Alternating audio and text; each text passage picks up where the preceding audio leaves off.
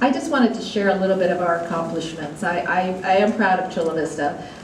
Chula Vista has a good reputation. It had it previously. That's why I chose Chula Vista to buy a house, so that I could make sure my son had a great education.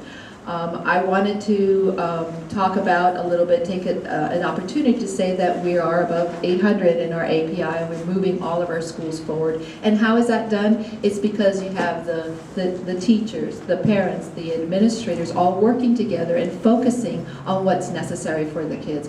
I heard that we were talking about want to bring back the schools presenting at the board meetings. We do that. We have our schools come in and report to us. We have 2 that are written, but then the principal is there. But we also have 2 that are presented.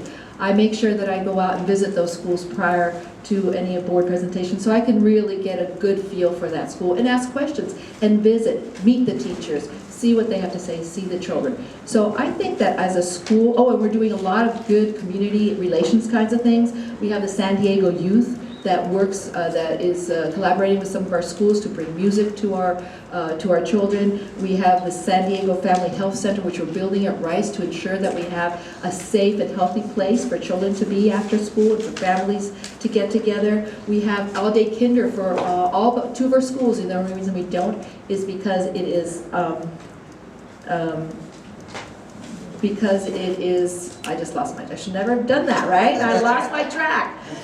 Actually, I would like to say this. So the question was, please describe the process that picked you, and why is Chula Vista Elementary School District doing this?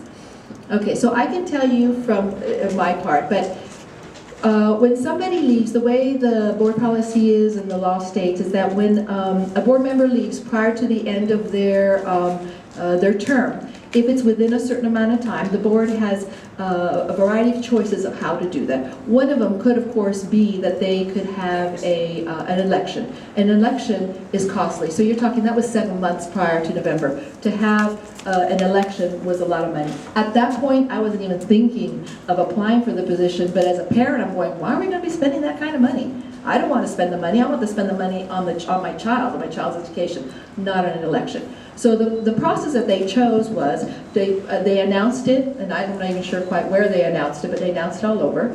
And so when I found out about it, it was you put in an application, you had to have letters of recommendation, there were certain things that you had to follow, and you had to answer questions. Questions that were developed from input from parents and community members and administrators.